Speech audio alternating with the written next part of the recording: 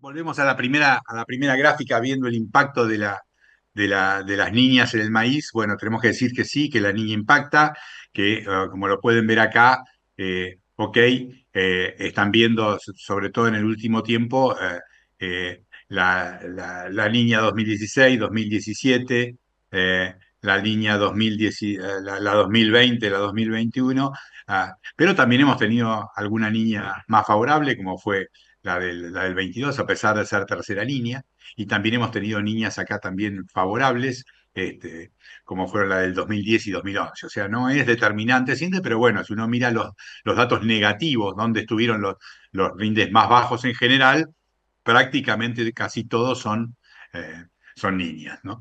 Así que bueno, tenerlo en la mira.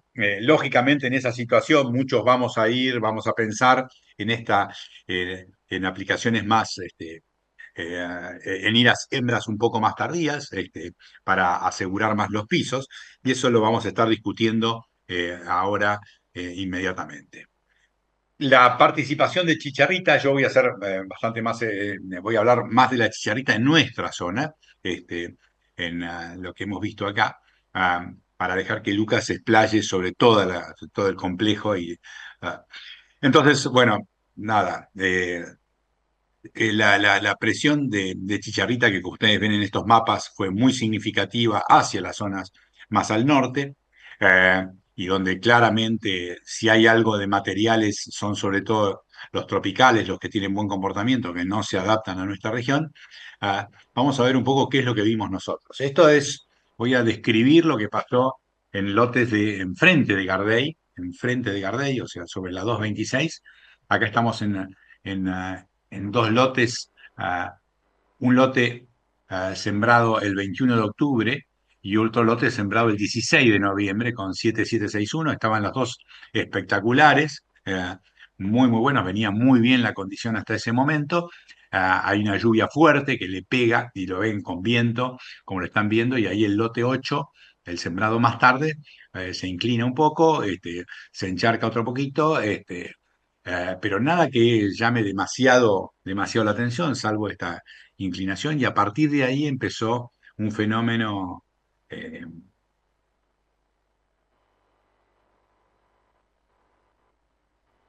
Perdón, se me había trabado. Bueno, un fenómeno importante que es empiezan a ponerse ese lote 8 cada vez más colorado, más rojizo. Empezamos a ver zonas del lote realmente muy, muy afectadas por este fenómeno, y cuando vamos a ver luego las espigas, vemos una reabsorción importante, como están viendo acá. eh, y bueno, y eso sigue avanzando. Si ustedes miran los mapas de rendimiento del lote tardío respecto al lote temprano, el lote temprano con 8.000 kilos, que también sufrió el golpe de calor ese famoso que tuvimos en toda la zona, y el lote más tardío, eh, eh, digamos, con ese fenómeno rojizo que les planteaba, da 5.500 kilos, con variaciones muy importantes, porque va desde prácticamente zonas que tenían 12.000 kilos, que son esos puntitos verdes en el medio, hasta zonas con abajo de 3.000 kilos, 2.000, 2.500 kilos. O sea, realmente muy, muy afectado. Eh, Aducimos en ese momento que era espiroplasma, mandamos a hacer análisis. Ahora les voy a contar, pero bueno, así se veían las espigas. Esas son espigas individuales de, eh, no son segundas espigas, son las espigas principales, o plantas prácticamente sin grano, y plantas con grano. Eh, Realmente, y bueno, y los pesos de mil, como ven, a cuanto menos granos, más peso de mil, pero sorprendente la desaparición de granos. Ustedes saben eh, que estas enfermedades lo que hacen es bloquear el funcionamiento de los fotosintatos, y por eso aparecen esas antocianas, esos colores rojos y rojizos, que hacen que la planta prácticamente frene su funcionamiento. En la mayoría de los sitios que ustedes van a ver, más al norte, lo que tenemos en Santa Fe, en diferentes, lo que generalmente se afectó son los pesos de mil. ¿eh? Nosotros lo que vimos claramente ahí en Gardey fue una pérdida básicamente del número de granos, ¿no? Acá teníamos también otro lote que era de todos tardíos, sobre arveja, y también vimos daños al principio, como ven acá, de un 5 al 7%. Después eso terminó con con niveles más altos de espiroplasma, 10 a 15, y las borduras muy estresadas con hasta 40% de espiroplasma, ¿no? Eh, y bueno, ahí ven los rindes, pero esto respondió más a ciclo, o sea, los rendimientos más bajos los tuvimos con los híbridos más cortos y los híbridos más largos detrás de arveja fueron los que mejor se comportaron. Pero bueno, mandamos a hacer análisis de la mayoría de nuestros sitios que veíamos alguna incidencia del orden, calculábamos alrededor de cercanas al 10% de incidencia a campo. Y bueno, sin embargo, en lo que era espiroplasma, que es la primera columna que ustedes ven acá, prácticamente todos dieron negativo. Incluso ese lote que les mostré nos dio negativo. Solamente un lote nos dio positivo, que era en Chillar, y uno de los materiales de ensayo, el 482. El resto no vimos nada de eso. Entonces, a partir de ahí mandamos a hacer, además de espiroplasma, le pedimos a la zona que nos dé presupuesto para hacer fitoplasma también, porque no podíamos entender cómo con esa presencia rojiza tan agresiva y con esos resultados de espiga no veíamos espiroplasma. Bueno, y resultó ser que lo que había era fitoplasma, este, fitoplasma, y ahí sí, bueno, como ustedes saben, esta chicharrita trae aparejado varios, ajá, bueno, me tengo que apurar. Bueno, muy bien. Bueno, entonces, rápidamente contarles que ¿por qué pasó esto? Esta campaña ya lo va a profundizar Lucas, pero bueno, las temperaturas del 23 fueron muy altas, mayo, junio, julio, agosto. Este año vemos temperaturas bastante más frescas, sobre todo mayo, sobre todo en julio, con temperaturas muy agresivas, que pueden bajar significativamente. Ahora lo vamos a escuchar a Lucas respecto a esto. La tendencia de las lecturas. Nosotros tenemos tres sitios de lectura: Orense, Necochea y Serrana. En ninguno de los tres apareció chicharrita. Ahora, de todas maneras, pienso que en las zonas border, como puede ser que más se acercan al norte de nuestra región, hay que tener cuidado. Hay que tener cuidado, y si se puede sembrar temprano mejor, y si se puede sembrar un híbrido de los menos susceptibles. Y acá les comento que hay algunos que se han comportado un poquito mejor, y ahí, dentro de la data que hemos podido recauchutar de todo el país, podemos decir que la tijereta y Decal en particular, 72-72, 74-47, han mostrado buenos resultados. Y también de los datos de Nidera, vemos que sobre todo cuando sacamos a los tropicales del medio, vemos que el 72-72 es un material de mejor comportamiento. Aparecen buenos resultados para ellos con el 842, nosotros ayudamos un poco más.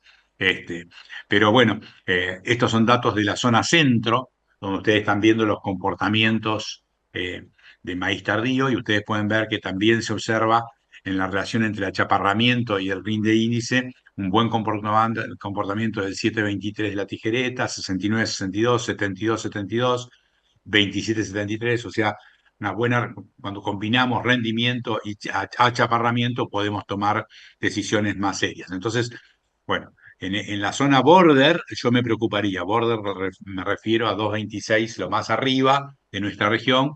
Entiendo que no veo que haya una presión, que pueda haber presión importante de ahí hacia las zonas más al sur de nuestra región.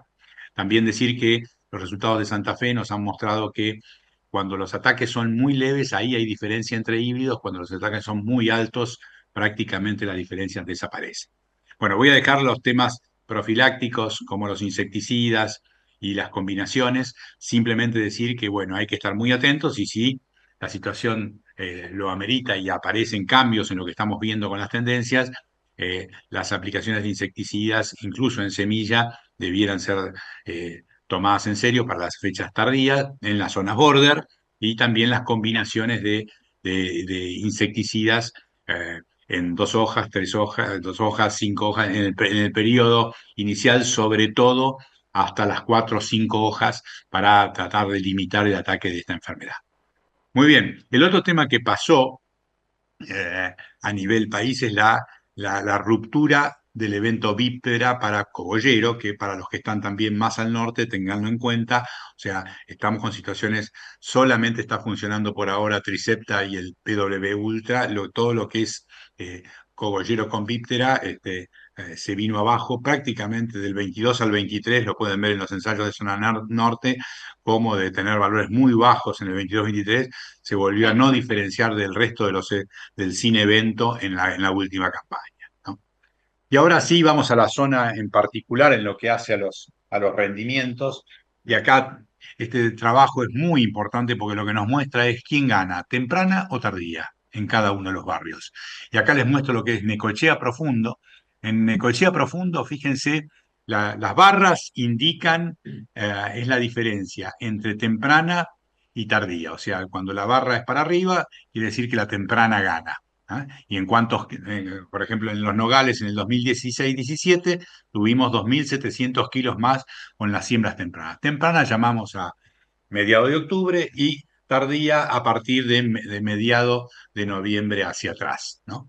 Eh, a eso llamamos temprana y tardía en nuestro barrio. Entonces, bueno, fíjense que es interesante observar cómo incluso en la zona Necochea Profunda, donde prácticamente en la mayoría de los casos, 87%, gana la temprana, esta es la diferencia entre todos los materiales que sembramos en los ensayos en temprana contra todos esos mismos materiales sembrados en tardía en el mismo sitio. O sea, acá no hay efecto suelo, porque el ensayo es en el mismo lugar, ¿no? Ah, entonces acá se atribuye todo simplemente al comportamiento de los materiales a la fecha de siembra. Entonces, bueno, lo que está muy claro acá es que en la mayoría de los casos convendría la siembra temprana, pero estamos viendo ya una tendencia, y sobre todo en las últimas tres niñas, donde se achicó esa diferencia, ¿ah? Eh, y las tardías empiezan a mejorar. Pero de todas maneras, eh, eh, para esa zona, la siembra temprana es la que claramente lleva las mejores opciones. Cuando nos vamos ahora a la misma zona, pero la zona somera, Necochea somera, vemos que es todo lo contrario. O sea, la mayoría de las situaciones tenemos un mejor comportamiento con las siembras tardías, o sea, en los ambientes someros claramente es así. En la zona serrana, lo que vemos prácticamente que es 50 y 50%.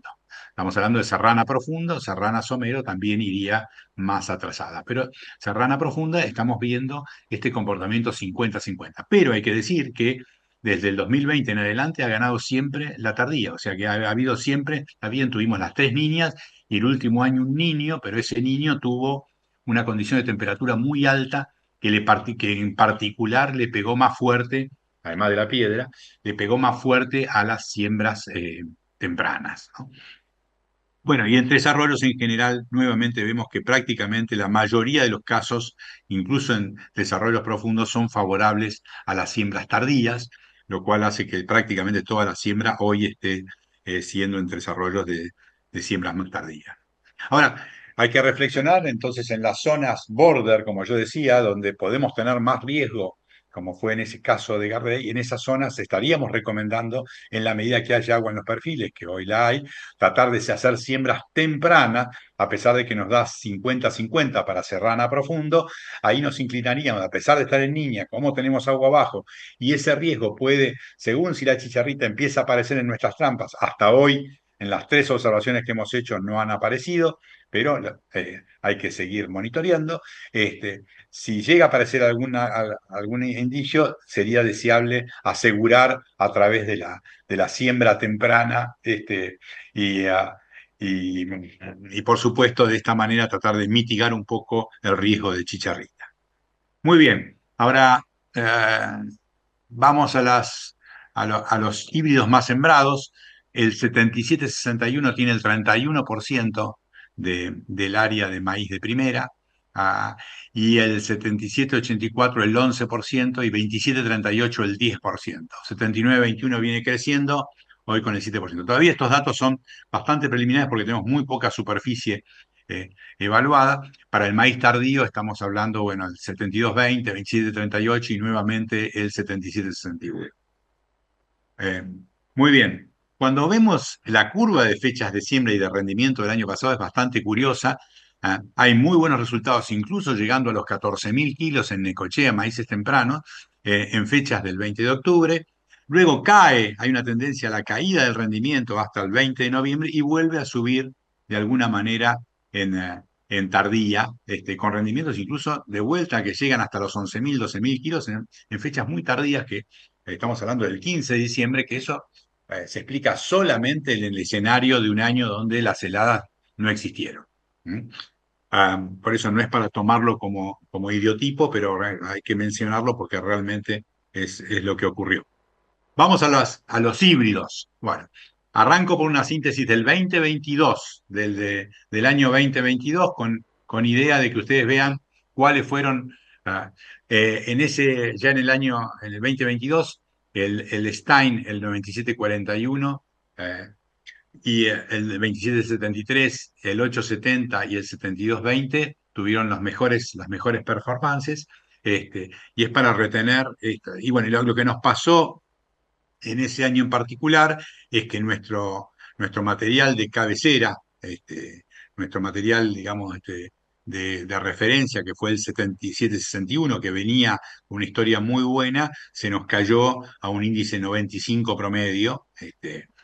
Eh, y bueno, acá lo ven, acá ven todos los índices de ese material, del 7761, que siempre estuvo por arriba, en la mayoría de los casos por arriba del promedio. Todos los triángulos celestes corresponden al 2022, donde lo empezamos a ver que sufría. Y eso tiene que ver con que se combinó a temperaturas medias elevadas con lluvias de agosto-octubre bajas. Un material que tiene bajo porte y no le gustó esta combinación de bajas lluvias tempranas con temperaturas elevadas.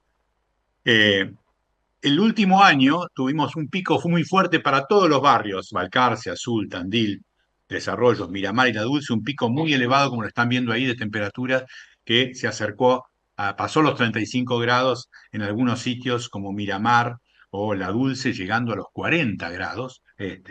Y eso pegó, como les decía, muy fuerte a los materiales tempranos, además de de esa piedra que les comenté. Entonces, bueno, atravesados por estas circunstancias, vamos a ver los ensayos que realmente fueron muy interesantes. Eh, entonces, como global, se destacaron en toda la red de ensayos, en Azul, en San Francisco, Tandil, Pieres y Necochea, con un 12% de rendimiento superior al promedio, el Stein 9741. También el AK 471 con un 107, el 482 de AK, el Advanta 8122, el 7621 y el 69 62. Esos materiales como como los referentes de mayor potencial el año pasado. Eh, y ahora vamos a ver un poquitito más para lo que fueron las siembras de octubre. Bueno, ahí fue donde prácticamente se destacó muchísimo el 9741 con un índice 123. eh, lo siguió el 482 y el 471 de ACA, también con 12 y 10. O sea, en siembras tempranas fueron los materiales que mejor resultados tuvieron. Y cuando vamos a las siembras de octubre, se destacó el 7921 con 109, el BAF 7349 con 106 y el 7761 se volvió a acomodar acá donde el estrés, ese famoso estrés térmico ya no pegó, volvió a aparecer los buenos resultados del 7761, también del 7621. ¿Eh? Así que bueno, importante esta observación. Y ahora me voy a detener a tratar de contarles, bueno, les dejo esta tabla donde hablamos de los comportamientos de cada material. Acá pueden ver que que estoy mencionando, el Stein, tiene algo de aparición de espigas por planta, no 0,5 de macollos, o sea, macolla es un intermedio, digamos, entre lo que podría ser un nidera y un decal eh, muy, que prácticamente de espiga flex solamente. Pero bueno, como para que lo tengan en cuenta en sus características. ¿Eh? Eh, y por supuesto, mirar siempre las humedades. Fíjense que el 0622 sigue siendo el más seco de los que estamos usando, el 1669 también. El 69-62 un material interesante porque muestra potencialidad y un grado de precocidad interesante. Y ahí el 9741 también es, digamos, corto dentro de los largos que usamos en nuestra región, ¿no? Eh, bueno, no voy a transitar cada uno de los ensayos. ah, Prefiero simplemente decirles algo respecto a cada a uno de los sitios. En mi poncho se llegaron en Chillar a rendimientos de 13.000 kilos, realmente muy interesantes, pero sobre todo vuelve a ganar la tardía. Fíjense que acá estamos viendo 9.300 contra 10.800. La tardía ganó eh, en esta situación, con mucha piedra también, igual que en el ensayo anterior, en el parque también ganó la tardía, prácticamente 1.000 kilos más, también con un buen resultado del AK-476 y el 9741.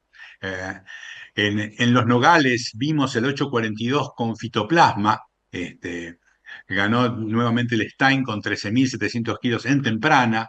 ¿Ah? Eh, en este sitio también con promedios ganó la tardía, o sea, ahí nomás o estuvieron prácticamente igual. Eh, pero recuerden que la zona esa, la zona de los Nogales de Pierre, tuvieron muy bajas lluvias en todo lo que fue en diciembre, enero, febrero, marzo, muy flojito de agua. ¿Ah? En el Triángulo, en Necochea, también con lluvias muy flojitas de enero, febrero, marzo, con rendimientos más bajos, 471, 835, y también el Stein 9741 fueron los mejores.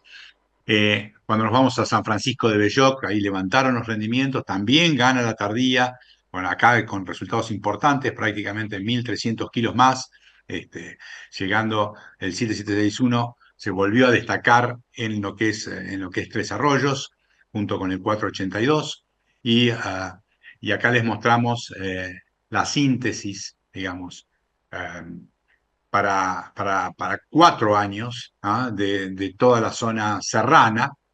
¿Y qué quiero destacar? Que bueno, que en fecha temprana hay varios materiales que podemos estar eligiendo. Ustedes pueden, acá están los índices de los últimos 4 años, cuando pasaron los 9.000 kilos, cuando para ambientes de alto potencial, y vamos a ver el BAF 7349, el 482, el 8122 de Advanta, el 9741, AK476, y vemos que el 7761 nos quedó un poco más hacia abajo, a niveles de promedio. Lo mismo nos pasó en la fecha tardía, y en la fecha tardía vamos a señalar particularmente al 72-72, que además dijimos que tiene buen comportamiento a chicharrita, pues nos parece una buena elección ese material.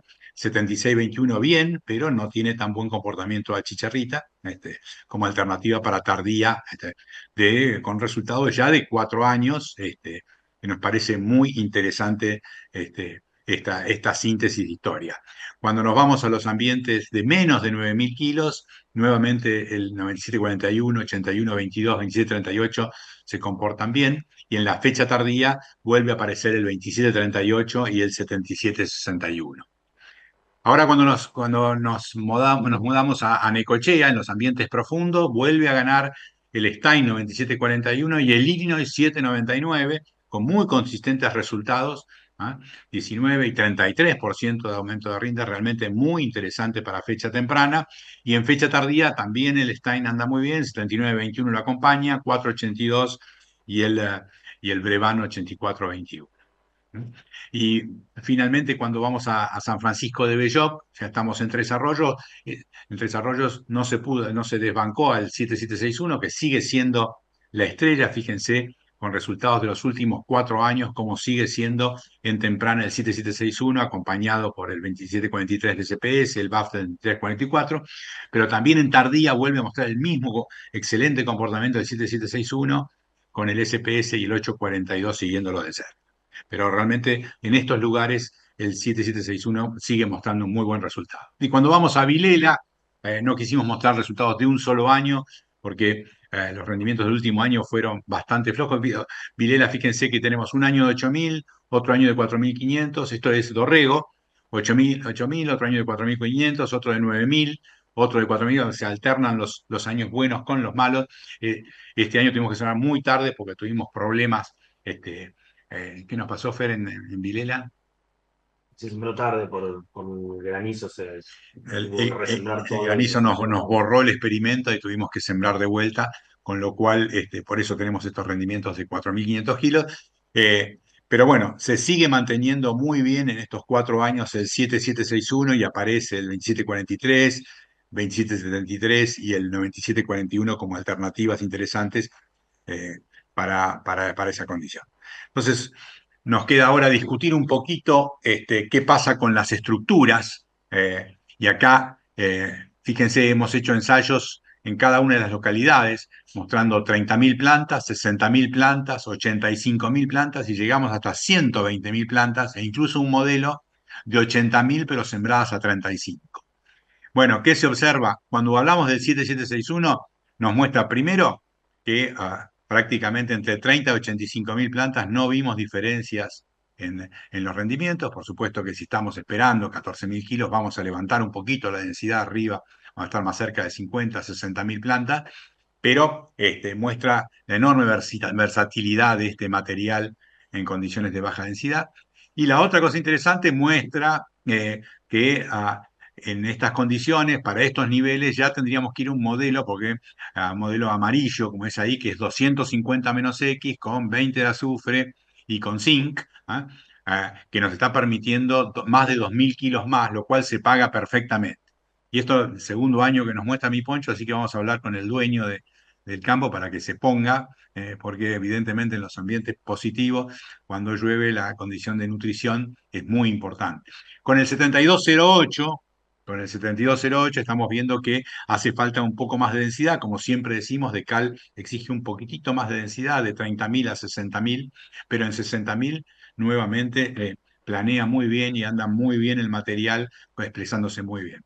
Bueno, cuando vamos ahora a los nogales, vemos que con una situación de seca muy importante, fíjense cómo todas las densidades y las nutriciones no tienen valor y las densidades más bajas son las que mejor funcionan, como bien sabemos, y ahí ven las fotos de los comportamientos. O sea, y ya sea para prácticamente, está bien, 60.000 en 72 anda un poquitito mejor, pero no se diferencia mucho de lo que es 30.000 en el material flex. Cuando vamos a las situaciones de piedra, con piedra importante como fue en el parque, vemos que las altas densidades fueron las mejores, lógicamente porque eh, ah, quedan más superficie verde en esa situación. Entonces, bueno, en cualquiera de las dos situaciones, con el 7761, con el 7208, pero bueno, la piedra es algo que no sabemos cómo, a dónde va a caer y en realidad situaciones de piedra tan generalizadas como el año pasado no hemos tenido en la historia. Ah, y por último, en la Aurora, con rendimientos ya de 9.000, volvemos a ver los buenos comportamientos de las bajas densidades. O sea, bueno, claramente se puede manejar muy bien la densidad en función de potencialidad, en función de lo que estamos esperando y en función del material que estamos trabajando. Así que sigan estos consejos porque ahorramos mucha plata en ese sentido. Temita más, seguimos trabajando con las fuentes de fósforo líquidas y realmente los resultados vienen mostrando que las líquidas andan muy bien, incluso con respecto a su costo. Así que hay un impacto muy interesante del uso de líquidos y acá lo pueden ver en margen. ah, Estamos prácticamente, comparado con lo que sería un 80 de PDA, estamos en márgenes de $86. Estamos hablando de márgenes prácticamente de $20 más con las combinaciones líquidas, lo cual es muy interesante. Y muestra consistentemente que el fósforo aportado de una manera más dispersa, a pesar de tener menor cantidad de fósforo, estamos logrando un muy buen comportamiento. Tienen que recordar que, lógicamente, el nivel de fósforo de los lotes va a bajar porque vamos a estar usando menos fósforo, pero el día que el fósforo baja, podemos recomponer esas situaciones. El otro punto clave es la aplicación de nitrógeno. El nitrógeno, todo lo que sea nitrógeno, vamos a empezar por esta diapositiva, que acá les muestro cómo en 3 años tuvimos 737 kilos por usar una fertilización controlada, con urea tratada, en este caso es N total. Y bueno, fíjense que la posibilidad de que haya menos volatilización claramente cuando vamos, sobre todo en las fechas tardías, en las fechas que hoy prácticamente es lo más sembrado en nuestra zona, y si lo vamos a hacer al boleo, tiene que ser urea tratada, tiene que ser urea tratada, porque las respuestas en margen estamos hablando prácticamente para una dosis de 90 kilos de urea, estamos hablando de un margen de $94. O sea, fíjense lo que estamos perdiendo por usar urea sin tratar en estas condiciones. Así que esto es, y bueno, y esto se aumenta en la medida que las temperaturas suben. En la medida que las temperaturas suben, o sea, eh, por supuesto que si lo hacen incorporado no hace falta, pero si no lo hacen incorporado tenemos que ir a una aplicación de estas características. De 18, 19 grados para arriba, la volatilización aumenta y necesitamos tratar esas ureas. Dos palabras sobre fitoestimulantes. Iba a pasar sobre los de trigo para que tengan una idea, pero lo voy a pasar de largo. Simplemente decirles que tenemos productos realmente muy interesantes. Ingolpac, con muy buenos resultados, con costos moderados de $15, con respuestas el año pasado de 800 kilos y, y este último año respuestas más de 300 kilos, pero un producto interesante para que vayan evaluando. También tenemos muy buenos resultados con Top Seed, con Howler, este, eh, incluso con Vitagrow en valores bastante bajos. Estamos hablando todo por abajo de $10, un aporte interesante. Y en los últimos, y en el último año trabajamos con Timac, con Oris y con Gold, con Biozinc y con Bioboro, y realmente respuestas también muy interesantes de 500 y 600 kilos de respuesta. Así que es con aplicaciones en B4, B6. Eh, por último, contarles que para resolver los problemas de la agresividad de los Convey mezclados con atracina, el Topsin mostró resultados realmente muy apropiados, muy interesantes, y mostró disminuir fuertemente el efecto fitotóxico que puede generar un Convey o un tratamiento de estas características. Así que acompañen estos productos, como hablamos en soja, también lo hablamos en maíz. Y bueno, también me quedan 2 minutos, así que les voy a contar acerca de la tricoderma granulada, que la venimos contando ya hace tiempo. Estamos con resultados muy interesantes. Fíjense en la aplicación acá de 15 kilos de Gradix. Estamos logrando 1.000 kilos de aumento en los ambientes de alta potencialidad, como es ahí en Miramar.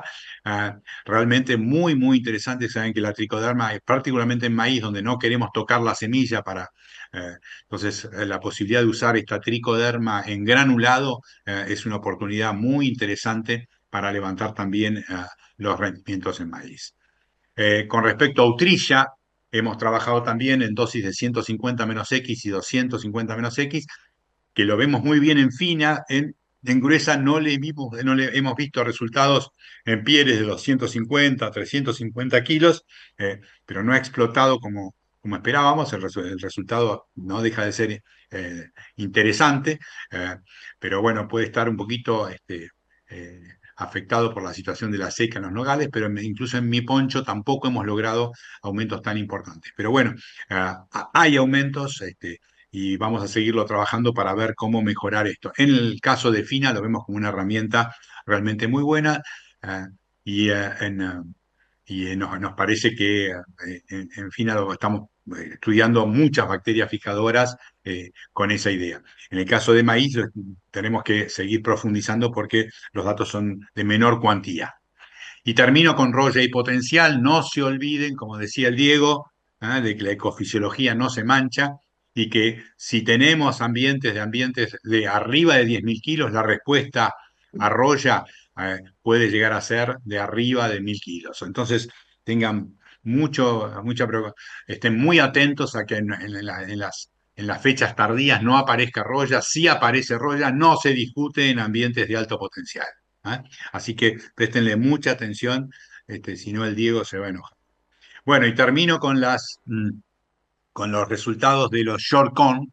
Eh, Evaluamos este año en mi poncho esta línea de materiales enanos, y la comparamos contra una isolínea, y realmente nos pareció muy interesante cómo con una biomasa prácticamente de lo que medimos nosotros, de un 30% menos, hemos tenido resultados en rendimiento prácticamente de 9.200 kilos en el short corn contra casi 11.000 en la isolínea, pero realmente nos sorprendió cómo una planta tan pequeña podía generar una espiga tan significativa. Así que bueno, parece que esta línea sigue avanzando, y básicamente con la idea de poder hacer aplicaciones en momentos tardíos en maíz, con la idea, nosotros pensamos que para nosotros hasta podría ser interesante para poder hacer trigo atrás de maíz. En otros países como México lo hacen para evitar el vuelco, pero bueno, una novedad interesante y veremos cómo esto progresa de acá en más. Bueno, creo que acá estamos terminando la presentación. Me parece que cumplí bastante bien con los tiempos, así que bueno, vamos a dar lugar entonces a la discusión con Lucas, que le agradecemos mucho que haya venido a acompañarnos y luego vamos a estar disponibles para las preguntas. Les mando un abrazo grande. Excelente, excelente. Bueno, buenísimo, Jorge. Bárbaro las tres charlas. Ahora nos metemos en qué sabemos de espiroplasma. Lo tenemos a Lucas Casado, el líder del proyecto Plagas de CREA. Y tengo un pilón bastante grande de preguntas. Me falta la de maíz porque todavía no llegaron, pero tenemos de soja, tenemos también algunas técnicas con algunas cosas que fue planteando Jorge en la introducción, así que acuérdense para mandarlas. Vamos a tratar de dedicarle un tiempo a esto. Lucas, un gusto tenerte, todo tuyo. ¿Vos estás listo? Sí, buenos días. Muchísimas gracias por el espacio. Déjame compartir la presentación. Ahí me avisan si se ve bien. A ver, sí, perfecto, ¿eh? Se ve bien, Lucas. Ahí está el modo presentación. Bueno, muchísimas gracias a Jorge y a Nora por la invitación, por el espacio. Muchas gracias a la región Mar y Sierra por esta invitación. Bueno, la idea es tratar de contarles qué sabemos de espiroplasma, que vamos aprendiendo durante esta campaña, que la verdad que esta problemática, si bien nosotros en el norte de Argentina ya la venimos teniendo desde hace un tiempo, lo que se observó en el país o se masificó la problemática realmente preocupó bastante y generó mucho impacto, como también Jorge lo mostraba en su presentación. Un poco para contarle, en Argentina nosotros tenemos un complejo de chicharrita. Dalvulus maidi es un insecto que es responsable de la transmisión del espiroplasma, que es un molicute de fitoplasma y virus del rayado fino. Y esto es importante tenerlo en cuenta porque en la presentación Jorge también cuando hablaba de los análisis moleculares que había realizado, no tan solo salen espiroplasma, sino salen fitoplasma que producen pérdida de rendimiento. Y para que tengan una idea, en el sur de Brasil los espiroplasmas también están cobrando protagonismo muy importante. Después tenemos Peregrinus maidi, que es otra chicharrita, que también son vectores y lo podemos encontrar, y del Facode, que es el responsable del transmisor del mal del Río Cuarto, que toda la zona del Río Cuarto conoce y ha producido grandes cambios en la genética de maíz a través de esta problemática.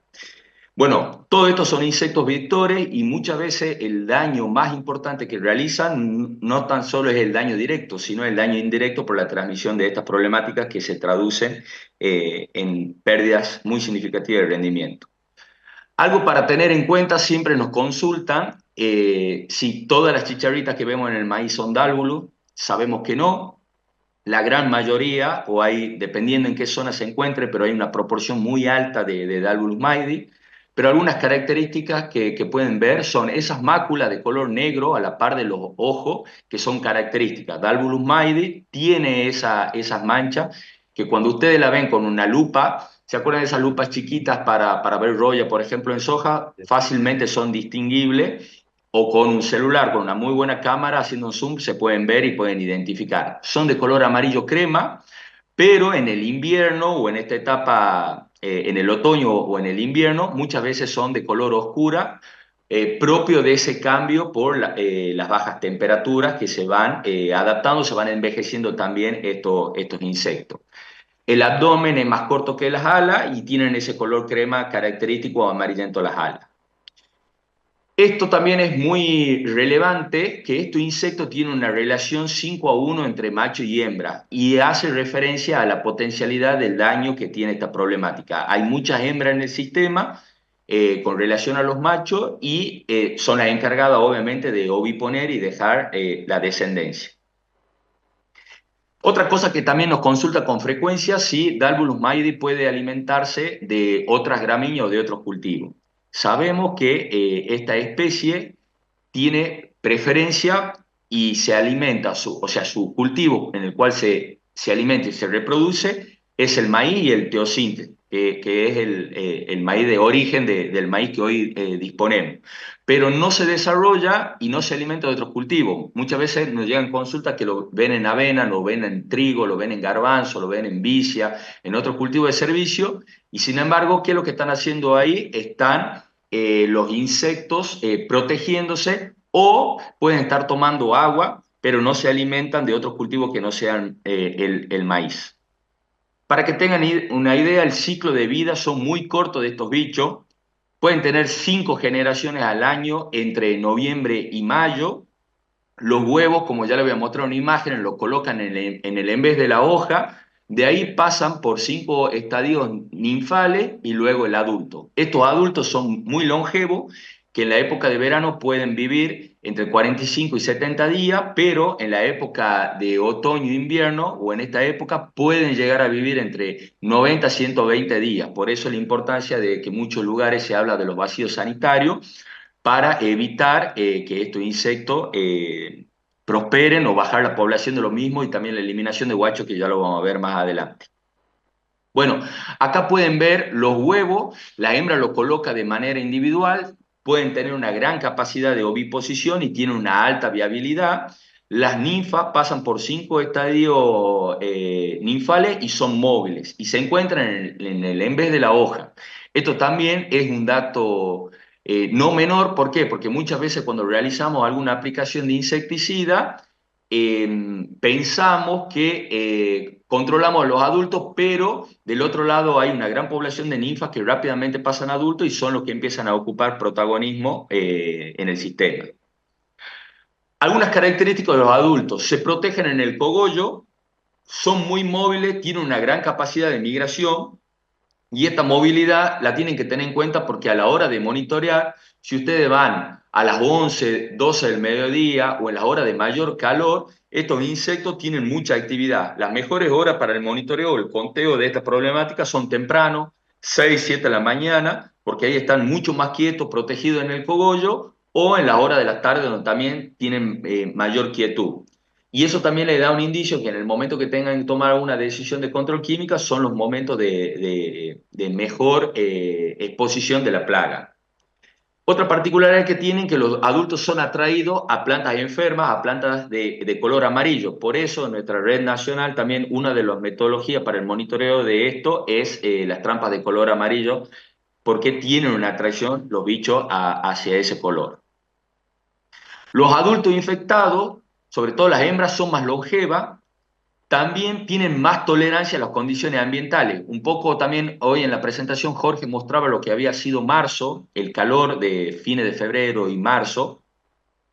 Eso ha ayudado que los adultos sean mucho más infectivos, por lo que estamos averiguando y estudiando acá. Justo hoy me toca estar desde la estación Obipo Colombre y revisando algunos proyectos con los investigadores de acá de la sección Zoología, y vemos que esas condiciones de febrero y marzo han ayudado mucho a que la virulencia de este vector sea mucho más acelerada en el cultivo de maíz.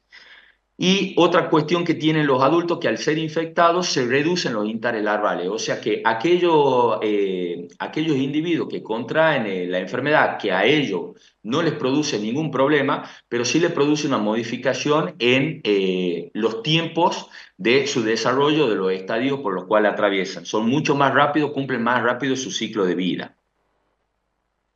Bueno, estos insectos producen 2 tipos de daño. Cuando muchas veces hablamos de chicharrita o cicadélido o otros vectores de este estilo, muchas veces el daño directo que ocasionan no es de gran relevancia. Yo siempre lo comparo con Diaforina citri, que es una plaga que transmite una bacteria, que es el HLB en los cítricos, que yo también tuve la oportunidad de estudiar esta chicharrita. Su daño directo, o sea, el de alimentación, no es tan relevante como la transmisión de los virus.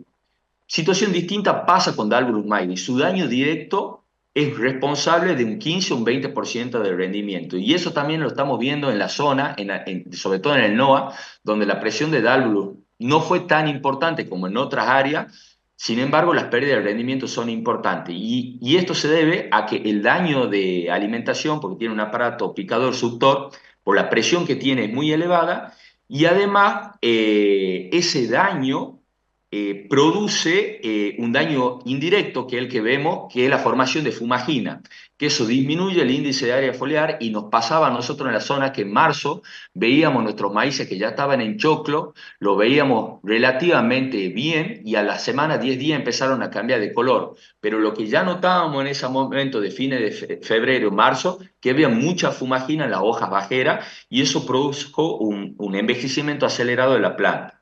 Bueno, la otra daño indirecto, que es el más importante, es la transmisión de virus, y estos insectos tienen una gran capacidad para transmitir distintos virus, y sobre todo Dálvulos puede transmitir alrededor de 4 virus conocidos. Los síntomas son diversos. ¿Por qué traigo un poco la foto de los síntomas? Porque qué es lo que vimos o qué aprendimos este año en distintas regiones de CREA. Que los síntomas no son todos iguales en los híbridos. Hay híbridos que expresan más un grado que otro. Sin embargo, pueden estar enfermos y no expresar la misma tonalidad. Por ejemplo, nosotros vemos que hay híbridos acá en la zona que muestran mucho, o es muy característico este color violáceo en sus hojas, y es muy característico los híbridos. Los podemos identificar a los híbridos o decir, che, se trata de este híbrido por la coloración, o vemos mucho enanismo también, que es característica de otro, o el rayado característico. Otro síntoma que también podemos ver, que también lo mostró Jorge, cómo se produce esta reabsorción de los granos o la falla de la polinización, producto de todo lo que habíamos estado hablando anteriormente, ese daño directo, porque como trabaja a nivel de floema en la alimentación, corta el llenado de los granos y se ve esta reabsorción y la espiga no pesa nada. La mala noticia o lo que estamos viendo sobre todo en esta campaña, que las trillas, sobre todo en los lotes que tuvieron problemas ocasionados por Dálvulus maidi, la cosecha fue muy mala, con mucha pérdida, y estos granos sí tienen capacidad de germinar cuando tienen humedad, lo cual es todo un desafío que tenemos en la zona y creo que en distintas zonas de poder disminuir la presión de guacho para evitar la multiplicación de esta plaga. Ya entrando un poco de práctica de manejo o temas que por ahí queremos, mensajes que le queremos dejar al productor, esta pirámide es algo que no está generada por nosotros ni por las instituciones de investigación, sino todos hablamos de lo mismo, o sea, tanto compañías como institutos de investigación, asesores, coincidimos que en esta plaga el mayor porcentaje de control está en el manejo del vector y el patógeno. O sea, es importante para que tengan noción, creo que hay que tomar conciencia que para esta plaga, si no gestionamos poblaciones bajas, es muy difícil producir maíz. Y si ustedes recuerdan las recomendaciones del mal del río Cuarto, las estrategias de manejo no pasaban solamente por estrategias químicas, sino que estaban más puesto en el foco de poder gestionar la población, buscar híbridos tolerantes y demás.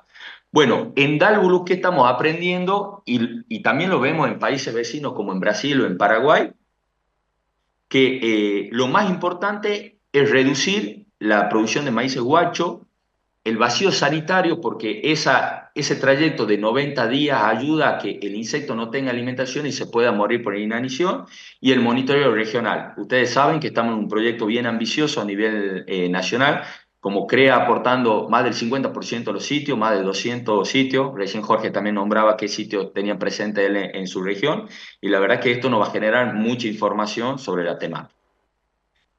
Este es un trabajo que realizó el doctor Birla sobre la distribución de Dálvulus, porque Dálvulus no apareció en la campaña 2013-2014. Es una especie que está en algunas regiones del país, sobre todo en el norte, de hace mucho tiempo, desde los años 90 que se encuentra presente, y donde yo fui asesor del CREA Rodeo durante 7 años, y nosotros desde el año 2015-2016, le diría, vemos con frecuencia en algunas áreas cómo aumentaban la población. Sin embargo, en su momento, los rendimientos no nos hacían sospechar que la plaga nos esté llevando kilos, pero hoy, después de todo este tiempo transcurrido, vemos que es una especie que sin lugar a dudas ha crecido, ha incrementado su población y está ocasionando daño. Antes, ¿qué pensábamos? Que los maíces que sembrábamos muy tarde, por ejemplo, de 10 de febrero, mediados de febrero, porque pasaba alguna cuestión particular y no lo podían sembrar antes, eran maíces que asumíamos que podíamos tener una pérdida problemática, pero sin embargo nos dejaba cosechar. Este año,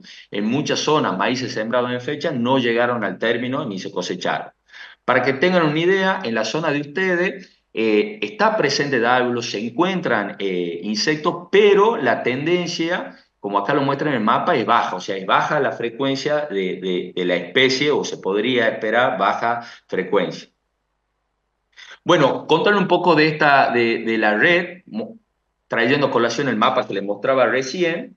La red nacional esta está integrada por distintas instituciones: APSE, APRESID, CREA, la Estación Experimental Ovivo Colombre, MAISAR, el INTA. Y bueno, Jorge lo había mostrado. Tenemos esta semana, el martes, salió el segundo reporte. Ustedes pueden ver en el primer reporte toda la zona NOA, la zona más endémica de esta problemática, con alta presión de chicharrita. Sin embargo, esta semana, con los fríos que hubo en la primera semana de agosto, bajó considerablemente la población. Estamos viendo en algunas zonas casos puntuales donde se ven presencia importante de la chicharrita, y también eso es otra cosa que hay que empezar a analizar. En algunos lotes vemos que hay presión importante de la chicharrita, y cuando empezamos a estudiar o empezamos a indagar sobre la historia de esos lotes, son lotes que tienen montes cercanos, lotes que tienen posibilidad de riego. Entonces, el insecto va buscando o refugiándose en algunos lugares, aguantando la situación de que pueda aparecer un maíz. Otra cosa importante de esta red, porque también en estos días vimos algunos mensajes de, por ejemplo, luz verde para la siembra de maíz y demás. Nosotros desde las instituciones, y principalmente hablo de CREA, no estamos en contra de la siembra de maíz, entendemos que se tiene que sembrar maíz, pero le pedimos que sí sean cuidadosos con la información y los mensajes. La red lo que trata es de informar cuál es el estado de la dinámica poblacional de estos insectos. Hoy no nos sentimos capacitados como para decirle a un productor siembre o no siembre, porque no tenemos datos suficientes para generar un modelo. Por ejemplo, Brasil sí tiene, después de 6 años, un modelo para en algunos estados decir, por los niveles poblacionales que van capturando las trampas amarillas, si apuestan o no a una siembra. Sobre todo, ustedes pueden ver cómo en la zona sur del país, y bien Jorge nos mostraba en su presentación, cómo los maíces de primera habían logrado mejor rinde que los maíces de segunda, puede ser un aliento, porque está bien, las poblaciones son bajas, pero no hay que descuidarse, porque ya les muestro que son las cosas que pueden pasar con esta problemática. Bueno, entrando a eso, le quiero mostrar en Tucumán, en la zona de San Agustín, donde está la estación de Monte Redondo, cómo fue el año pasado, ¿no? Porque hoy nos están preguntando cómo fue la dinámica poblacional de Dalvulus maidi. El CREA de la región NOA con la estación experimental el año pasado firmaron un convenio para estudiar esta problemática. Y el año pasado se empezaron a hacer estudios con trampa amarilla de la dinámica poblacional, y pueden ver que la primera semana de septiembre habría alrededor de 26 adultos por trampas amarillas. Y ven cómo con el correr de los tiempos fue bajando la población, con algunos picos acá en octubre, pero en esta fecha que nosotros sembramos maíz tardío, las poblaciones de chicharritos fueron 5 adultos por trampa. Sin embargo, nosotros, fíjense, en febrero o marzo se comenzó a incrementar la población y nosotros tuvimos problemas en esta zona. Se estima que en el este de Tucumán hay alrededor de entre 30 y 50% de pérdida de rendimiento por la presencia y daño de Dalvulus maidi. Entonces, bajas poblaciones, si no se las gestiona, pueden ocasionar daños de relevancia. Y acá también quería mostrarle en el julio de este 2024 cómo las temperaturas bajas o las heladas ayudan a bajar la población. Pero tengan en cuenta que las poblaciones bajas que se pueden dar en las capturas muchas veces no indican que la plaga ha desaparecido, porque esta plaga tiene mucha capacidad de protegerse en monte o en otros cultivos que puedan estar por el área circundante. Ahora quería mostrarle una situación que es el sur de Tucumán o el este de Catamarca, donde se encuentra la producción de maíz de semilla o los maíces de primavera. Esta fue la dinámica poblacional el año pasado. Generalmente los maíces de primavera se siembran fines de agosto, primera semana de septiembre. Arrancaron las trampas con valores de 22 chicharritas. Estos son maíces que se manejan químicamente, no solo por apuntado a los controles de Albulus maidi, sino a otras plagas como Spodoptera, Thrips, arañuela y demás. Pero quiero remitirme a las fechas tradicionales o las fechas tardías, donde se siembra el maíz tardío de la zona. Se arrancaron con poblaciones de 200 chicharritas por trampa. Eso hizo que en la zona de Los Altos o el o el sur de Tucumán, La Cocha, la zona de Granero, la producción de maíz se vea 100% afectada por la plaga. Y además porque se partió con poblaciones muy altas. Y acá ustedes pensarán, los productores no hicieron nada en esa área. Y hay productores que han realizado entre 3 a 4 aplicaciones y no pudieron lograr bajar la población. Entonces, con lo cual, nos hace pensar que esta especie, si no logramos lo que yo le decía al principio, lo más importante de la base de la pirámide, gestionar la población y tener poblaciones bajas, es muy difícil poder llegar a controlarla cuando ya tenemos estos picos que son muy importantes. Miren, en enero, la verdad que la cantidad de chicharritas era muy alta, pero en el mes de abril, o sobre todo mediados de marzo, cuando todo el mundo hablaba de la chicharrita, teníamos entre 1.400 chicharritas por trampa, llegando a casi 3.000 chicharritas en fines de abril. Obviamente con las temperaturas en julio fueron bajando, y si hoy te remitís a los datos que nos arrojan las trampas en esta zona, las poblaciones de dálvulos son muy bajas, muchas cercanas al cero o de 5 chicharritas, son poblaciones bajas. Pero sin embargo, vean el potencial de peligro que tiene esta especie. ¿Por qué? Porque sobre todo son transmisores de virus y si están enfermas, tienen capacidad de transmitir la enfermedad. Un poco ya, nosotros hoy tenemos un desafío muy grande, sobre todo en la zona NOA o en las zonas del centro norte del país, que es el control de los guachos. Este insecto, ustedes lo pueden ver acá en el ejemplo, comparábamos centeno y maíz guacho, prefiere el maíz sobre otro cultivo invernal. Entonces, controlar maíz guacho nos ayuda a bajar las posibilidades de alimentación y de reproducción de este insecto. Hoy tenemos un gran desafío porque por lo menos en la zona los productores el año pasado perdieron mucho por seca, este año por maíz, y pedirle muchas veces a un productor que controle el maíz guacho si no va a sembrar. Bueno, hoy desde la zona tenemos, y desde CREA también, sobre todo, tenemos un desafío muy grande de buscar mensajes que alienten a los productores al control de esto, ayuden a bajar la población de dálvulo para que se pueda lograr la siembra de maíz en las áreas que así lo definen. Mostrarle el maíz guacho es la mayor, le encanta a Dálvulo y va a preferir, si tiene un trigo bien nutrido, hermoso, pero tiene maíz guacho, se va a ir siempre al maíz guacho porque se alimenta y se reproduce. Importante es controlar esto, por ahí empezar a manejar residuales que puedan ayudar a frenar la emergencia de los maíz guachos, puede ser una muy buena herramienta. Sobre todo teniendo en cuenta que muchas veces dosis bajas de graminicidas pueden controlar muy buenos maíces, pero tengamos cuidado en la consecuencia que puede generar eso en el sistema. Los maíz guachos también se enferman y son las principales o son las primeras fuentes de cual la plaga se alimenta para producir infestación.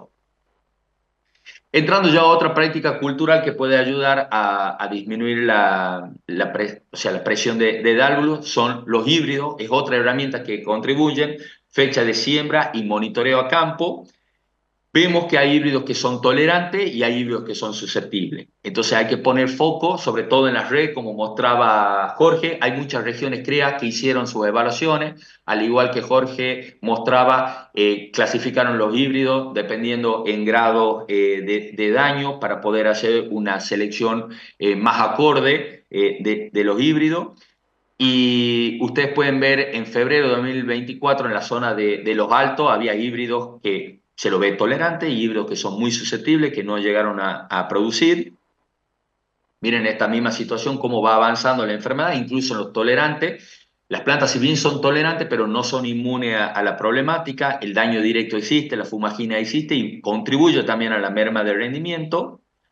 Pero bueno, mostrarles un trabajo que hizo Laura Caravaca del CREA San Patricio, donde, junto con los técnicos de la estación experimental, en estas 6 regiones donde hay ensayos comparativos de rinde, en La Cocha, que es una zona que estuvo muy afectada por Dálvulus maidi, ya Rapel, una zona noreste de Tucumán, Izcallacu es una zona sureste de Tucumán, límite con Santiago del Estero, Buruyacú también noreste de Tucumán, Antilla sur de Salta y Metán sur de Salta un poco más al norte de Antilla. Ustedes pueden ver que a medida que nos alejamos de esos maíces de primavera, los daños van siendo menores y estas son las escalas con las cuales se paró.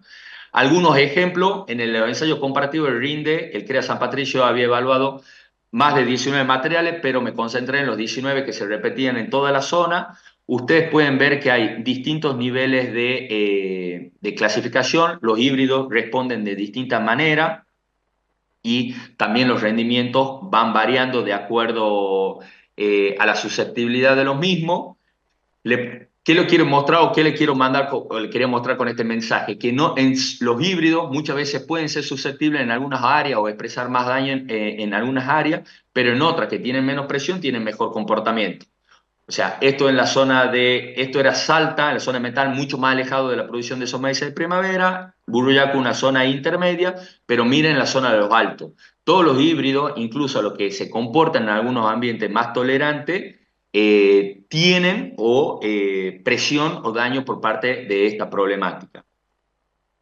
Esto es seleccionando los 10 híbridos que más se repetían en los ensayos comparativos de rendimiento del CREA.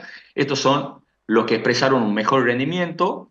Tienen 72-10 Pro 4, 72-20, 39-16, 21-97, 16-60 de KWS, 72-70 de Decal, 18-04 de Pioneer, 84-72 de Brevan, 9606 de KWS y 842 de NK.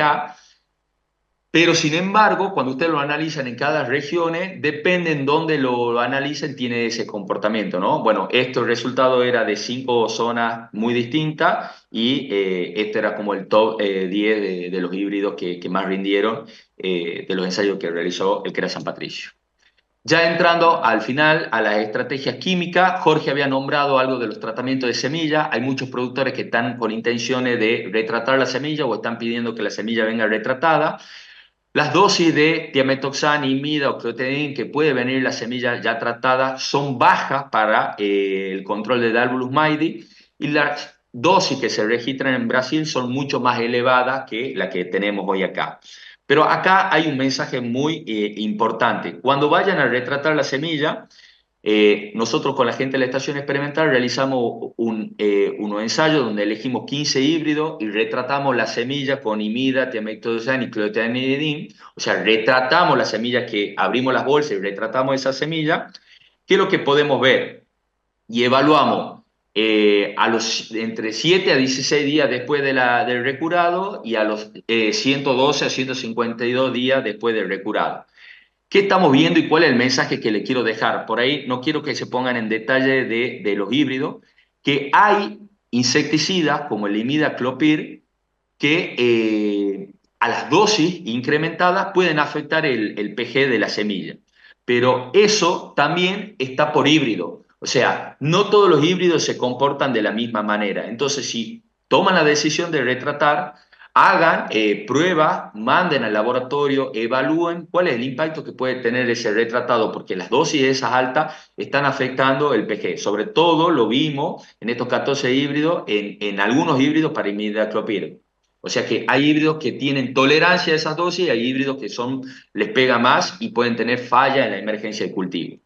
Pero ¿qué pasa cuando yo curo esa semilla y la dejo mucho tiempo por alguna cuestión en particular? Otros que no aparecían empiezan a aparecer a jugar este partido, como tiametoxan también, como clotenidin, pero también tienen una tolerancia por híbrido. Entonces el mensaje acá para los productores o los técnicos que están en la reunión es: si van a retratar, consulten, vean en su híbrido cómo se comportan. Les puedo compartir este trabajo para que tengan, pero entiendo que muchos de estos híbridos no los siembran acá, pero el mensaje es: evalúen sus híbridos, busquen la dosis que más corresponda y vean que los híbridos se comportan de distintas formas.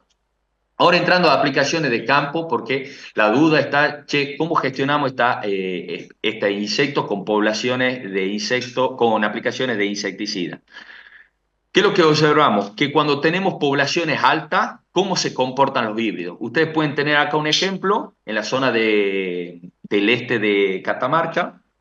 en la zona de los altos, con alta infectación de chicharrita, 8 dálvulos por planta, a los 0 días de la aplicación, 20 insecticidas, ustedes han visto en la lista, hay de todo, piretrina, mezcla, la verdad que muy variado.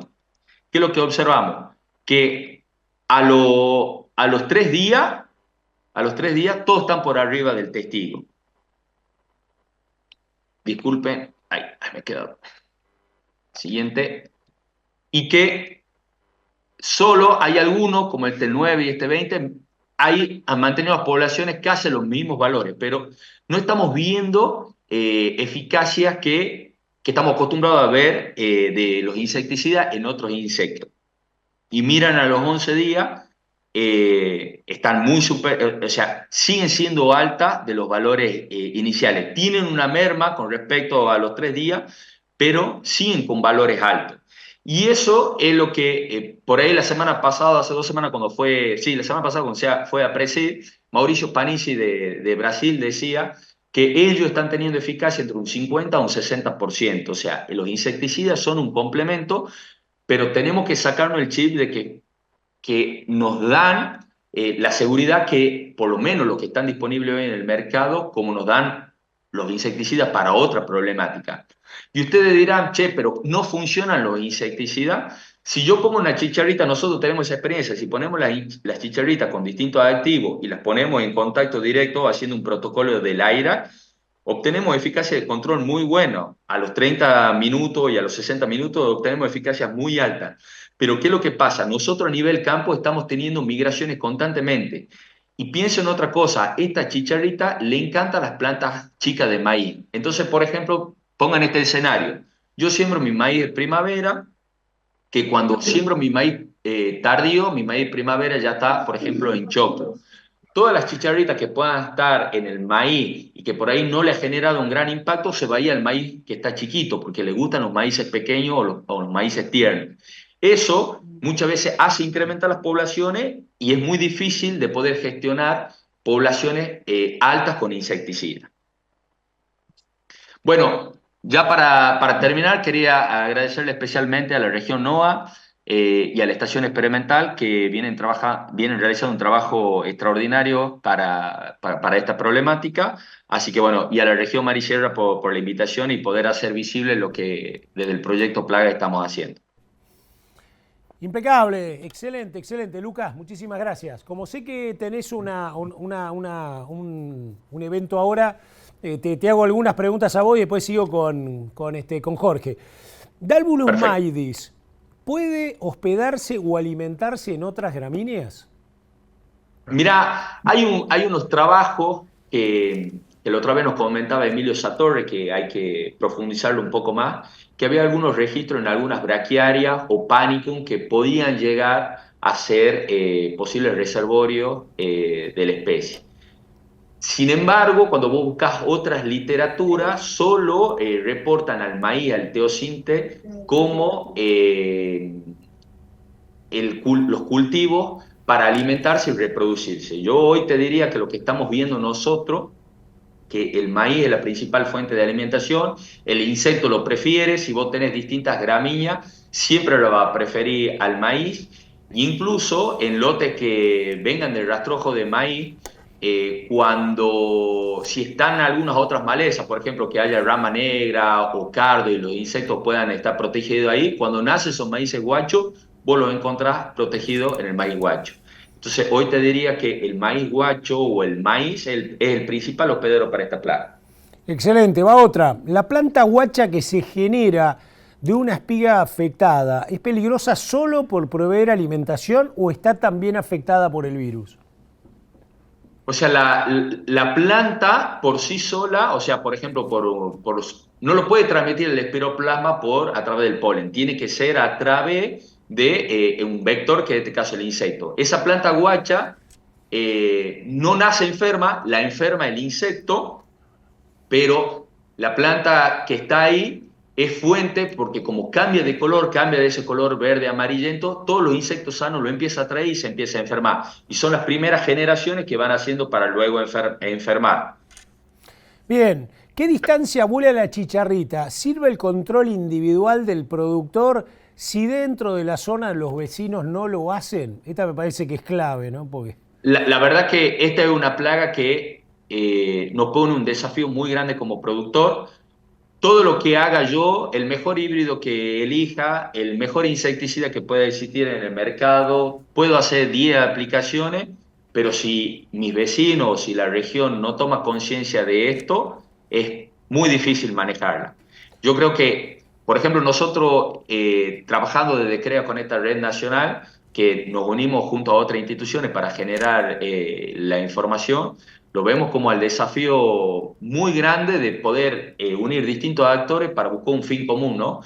Nosotros acá lo vimos este año en la región NOA, había un CREA, el CREA La Cocha, que 4 miembros CREA que son vecinos se habían puesto de acuerdo y hacer aplicaciones día de por medio cada uno para bajar la población del área que siembran. Sin embargo, no lograron gestionar la problemática porque hay muchos vecinos que no le tomaron al peso o no realizaban las aplicaciones que debían hacer y es muy difícil. Yo creo que si esto no tomamos acción en conjunto, es muy difícil que se pueda bajar las poblaciones y por lo tanto todas las acciones que hago no logran impactar en las decisiones que yo tomo porque estoy en manos de otro. ¿Se entiende? sí, sí, perfecto, perfecto. Acá hay una que tiene que ver con si los criaderos de semilla están trabajando fuerte en obtener híbridos de maíz con más tolerancia o resistencia a espiroplasma. Yo que he entrevistado a algunos me dicen que sí, que están todos enfocados, etcétera, ¿no? Pero también hay un fenómeno que es si esto no es algo que ocurrió generalizado como el famoso mal de Río Cuarto del 96, ¿no? Y de repente después se encuentra circunscripto a la zona endémica. ¿Cómo lo estás viendo? Sí, bueno, en el caso del mal del Río Cuarto, la genética cumplió un rol preponderante. O sea, hoy, si bien hay una cuestión de fecha de siembra, cuando yo más me atraso, por ahí corro más peligro, hablando del mal del Río Cuarto, ¿no? Y no soy un especialista en la problemática, pero los productores como que ya han aprendido durante este tiempo cómo gestionar la fecha de siembra y la elección de los híbridos para escapar a la problemática que está presente. En el caso de Dalbulus maide, en la región NOA puntualmente, había muchos de los semilleros estaban trabajando en seleccionar algunos híbridos tolerantes. No sé cómo se comportaban o cómo era la selección de esta problemática más al sur del país, con los híbridos que se pueden sembrar o se adaptan más al sur del país. Sin duda, todos están preocupados, o sea, todos los semilleros hoy están preocupados en buscar esa genética, pero también la contra hoy de eso, que no es tan fácil, y por ahí Jorge lo puede explicar mucho mejor que yo, pero no es que de un año a otro vamos a sacar el mejor híbrido tolerante, o sea, hay todo un proceso de selección y después no tan solo termina en tener el híbrido que sea tolerante, porque podemos tener el híbrido más tolerante pero que no sea muy rendidor, o podemos tener el híbrido tolerante que sea muy rendidor pero que también se enferme en nuestro ambiente. Entonces el desafío es grande y también eso nos pasa cuando muchos productores del sur querían empezar a comprar materiales que están adaptados para el NOA para llevarlo a sus ambientes por la tolerancia al piroplasma. Y eso también entiendo que tiene un riesgo por las enfermedades de caña que puede haber. Entonces, hay que tener cuidado, hay que buscar seleccionar los híbridos para los ambientes que tengan ese comportamiento, pero entiendo que no es un proceso muy rápido y sí va a llevar un tiempo poder lograr obtener eso. También hay, porque he participado de otras conversaciones en el Ministerio de Agricultura, con gente de INASE y los semilleros, hay intenciones de por ahí traer híbridos que en Brasil tienen un buen comportamiento, se los viene trabajando, y empezar a probarlo en estos ambientes cómo se comportan.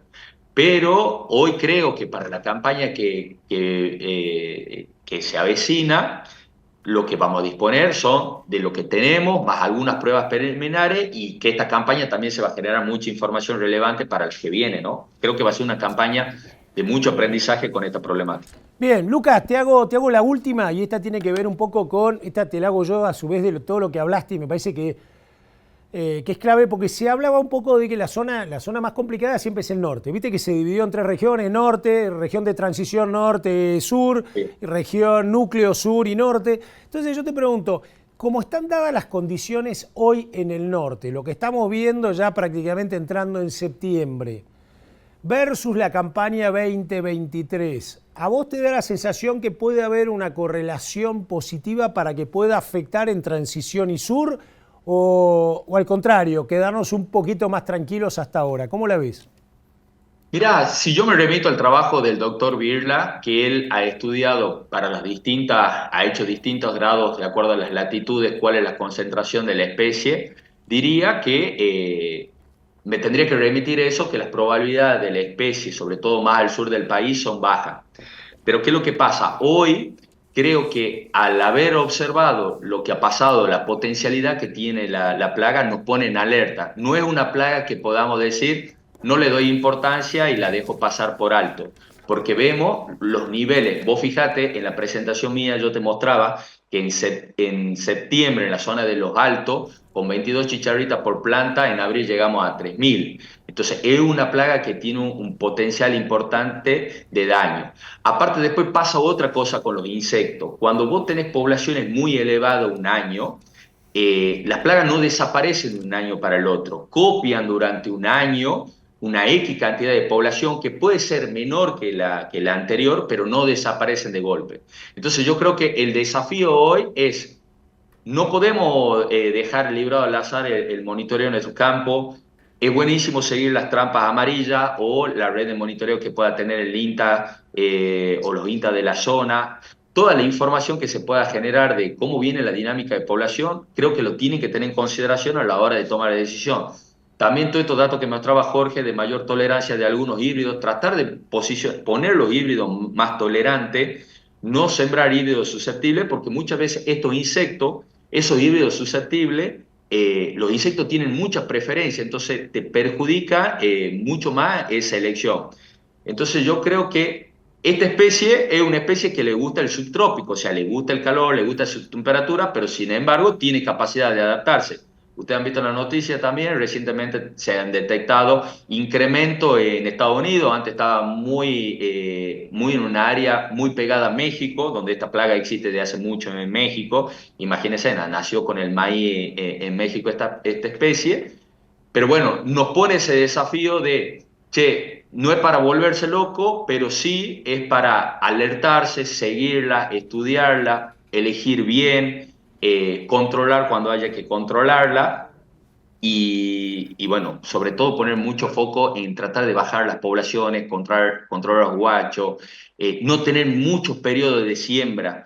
Nosotros por ahí lo que estamos hablando acá en la zona es, che, tratemos de hablar entre varios productores, varias áreas, tratar de marcar 2 fechas puntuales que no estén muy separadas, porque es impresionante, vimos varios trabajos, ¿no? Que cuando el maíz se va envejeciendo o va aumentando de fenológico y yo le pongo un maíz recién sembrado, migran la mayoría de los dálvulos a las plantas más chicas. De hecho, algunos que ha tenido problemas este año de dálvulo y podía observar en abril cuando había mucho maíz que ya estaba senescente, donde quedaba alguna hoja verde o algún pedazo verde de alguna espiga, vos lo encontrabas a los bichos ahí porque les gusta esos tejidos verdes, ¿no?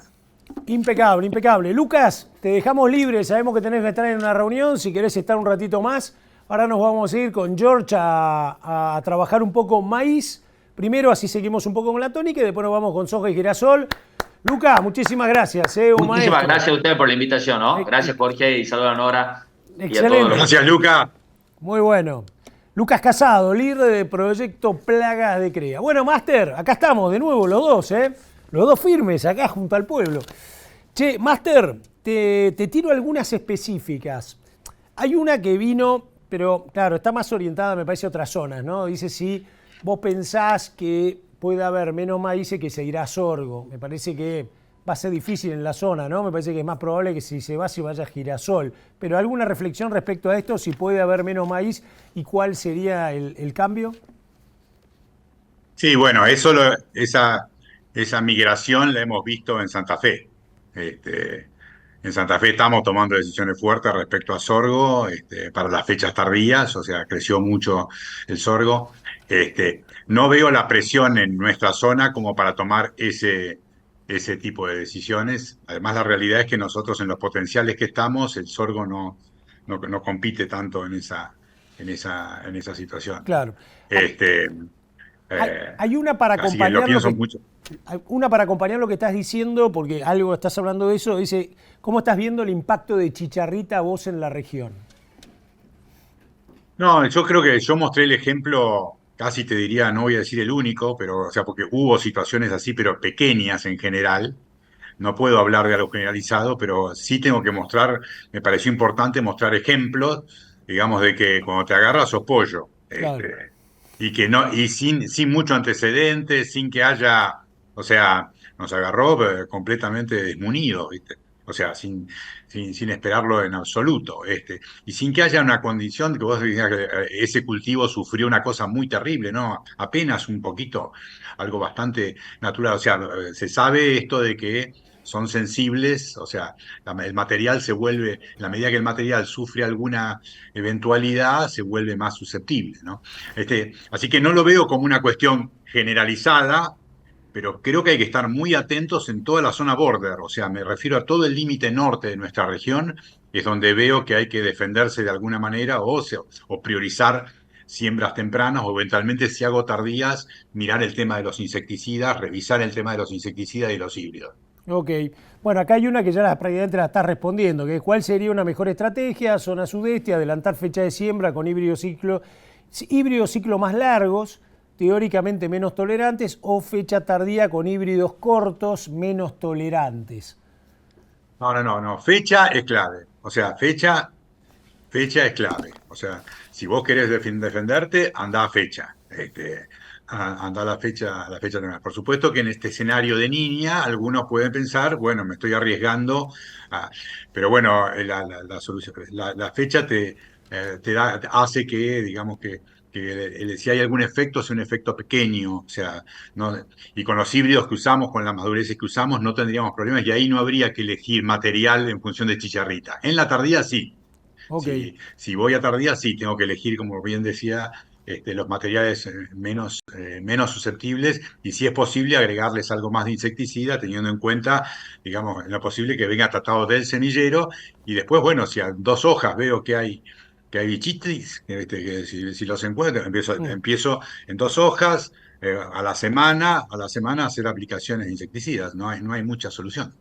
Bien, acá preguntan mediciones, ¿no? Mediciones en los lotes. Por supuesto, calculo que esto, mediciones es respecto a la campaña pasada, ¿no? De incidencia y si se midió el impacto de la misma en el rendimiento.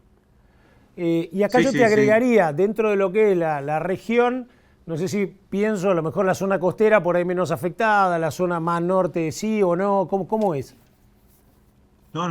O sea, nosotros solamente pudimos encontrar efectos de la magnitud que mostré en esa zona que estoy mostrando. No lo vimos.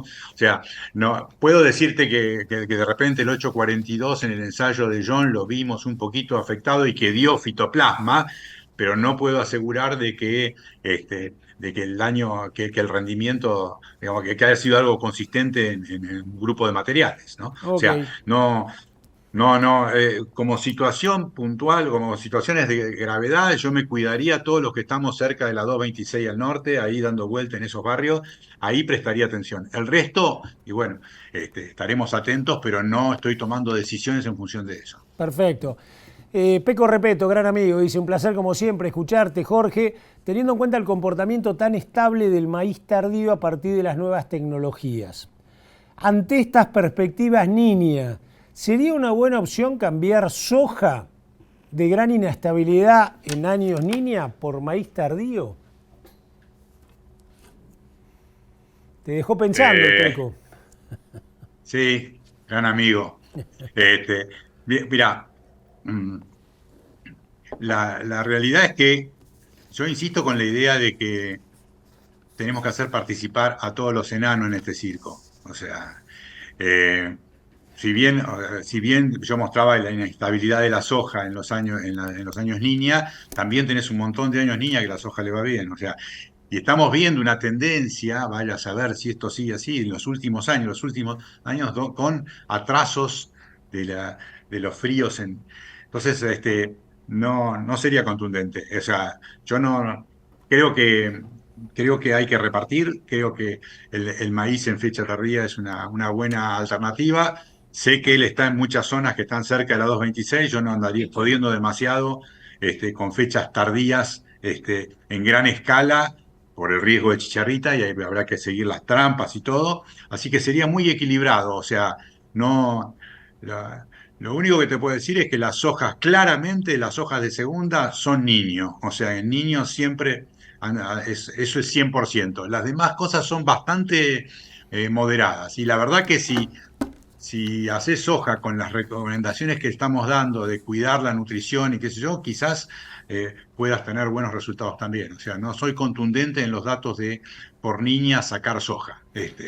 Ok. Me parece que hoy cada uno tiene, o sea, la soja tiene el problema de que en niña es más inestable, pero en las siembras tardías de maíz tenés el riesgo de chicharrita. O sea que eh, repartir. Ok, ok. Dos o tres preguntas aparecieron con esto de si podés aclarar la diferencia entre fitoplasma y espiroplasma. Sí, bueno, la realidad que, como bien mencionaba Lucas,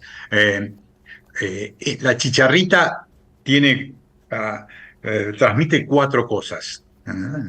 Eh, Dos de esas son el espiroplasma, que es una especie de bacteria sin pared, es una cosa, o virus sin pared, es una cosa rara. Eh, y el fitoplasma también son molicotes, pero se comportan muy parecido en sus consecuencias. O sea, los dos van a generar una ausencia de fotoasimilados, van a frenar la transmisión de fotoasimilados de la planta hacia los granos. De hecho, por eso te das cuenta que puede pasar las dos cosas. Si es muy temprano, como nos pasó a nosotros, nos quedamos sin polen. Si es más tardío, te quedás sin peso de mil. Así que son datos, digamos, científicos, digamos, que sea uno u otro. Lo que nos llamó la atención a nosotros es que lo más repartido en todos lados, el espiroplasma, que está en todos lados, en Marisierra no lo encontramos, o sea, encontramos un solo caso. Y el fitoplasma apareció mucho más dando vuelta, ¿no? Ok. También habrá que discutir si las técnicas son lo suficientemente este, precisas. Entiendo que los PCR estos que están haciendo son lo mejor que hay, o sea, me parece que estamos trabajando con tecnología muy buena, así que deberíamos creer en los resultados. Bien, cambiamos el capítulo, cambiamos el chip, nos vamos a girasol. Te doy tiempo para que hagas el cambio de chip.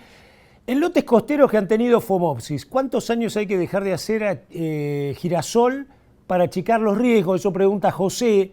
Y hay otra también que es de Gustavo Almacio que dice, ¿cuán efectivo es dejar de hacer girasol 2 veranos para disminuir incidencia de Fomopsis? O si estoy en barrio fomosero con lotes vecinos de girasol, el efecto positivo de esta medida disminuye. Gira todo un poquito Bueno, esto, ¿no? ¿Qué hago, no hago y qué hace sí, mi sí, vecino al lado? sí, sí, sí. O sea, a ver, todo depende, vos pensás que ese inóculo está en el rastrojo. Un rastrojo de girasol puede estar, un rastrojo de girasol puede estar como sustento, puede estar 3, 4 años en nuestra zona. Lógicamente, si vos estuvieras más al norte, eso se consume antes y desaparece antes, ¿no? O sea, ahora, una cosa es lo que pasa en el lote y otra cosa es lo que pasa en los vecinos. Si yo estoy en un barrio que está plagado de lote de girasol, puede ser que yo deje de hacer girasol en ese lote y resulta que me venga de mis vecinos. O sea que lo ideal es que las zonas girasoleras con problemas de fomosis bajen la presión de girasol, no individualmente, sino colectivamente. Algo parecido a lo que hablamos Con espiroplasma. con la chicharrita. O sea, Claro. eso son tomas de decisiones más generales. O sea, en la medida que vos bajes esa presión de rastrojo que está dando vuelta, vas a tener menos inóculo y lógicamente la incidencia sobre tu lote va a ser distinta. Pero no lo resolvés con vos dejar de hacer y que los vecinos que alrededor de tus lotes sigan teniendo. Bien, impacto en el rendimiento. Una pregunta, si está medido el impacto de rendimiento por Fomopsis y cuánto es por estrés calórico en híbridos de girasol en la región. Y por otro lado, cuáles híbridos fueron más afectados, ¿no? Y por ello te preguntaría cuáles no sé. Sí, a ver, me suena eso de que viene de energía, ¿de dónde viene esa pregunta? Mirá, aparece Juan, lo tengo acá impreso, no tengo el origen físico, pero Será, capaz que Juan nos escribe. sí, debe ser Juan Balsategui. Bueno, a ver, porque lo que pasa es que en energía se dieron en los últimos años las dos combinaciones, ¿no? Un problema complejo entre que hubo situaciones de estrés de sequía y situaciones de fomopsis. En general, los años que tuvimos más fomopsis de capítulo, ahí asoció más con estrés calórico. Y ahí, bueno, es difícil separar una cosa de la otra. Este, Normalmente en la fomopsis de capítulo, los daños fueron más de calidad, más de cosecha que de rendimiento. Cuando quisimos medir los daños de rendimiento era una porción de pizza que perdía un 25% del peso de mil y después llegabas a pérdidas que eran pequeñas y en los datos globales te costaba identificarlo. Pero cuando eso estaba asociado con sequía, bueno, era muy difícil porque tenías todo mezclado. Cuando tenés en general, cuando tenés fomopsis de tallo, está más asociada con un ambiente predispuesto, con más precipitaciones, con una condición más cargada de agua, que es ahí donde lo hace pomada, donde tenés una situación mucho más compleja, ¿no? Que es lo que viene pasando en la zona de, digamos, en Necochea con lluvia, o Otamendi, digamos, ¿no? Que es donde realmente han sido las presiones más elevadas, ¿no? Por eso me parece muy bueno el modelo. El modelo te habla de una parte de la situación que es la producción de ascospora, ¿no?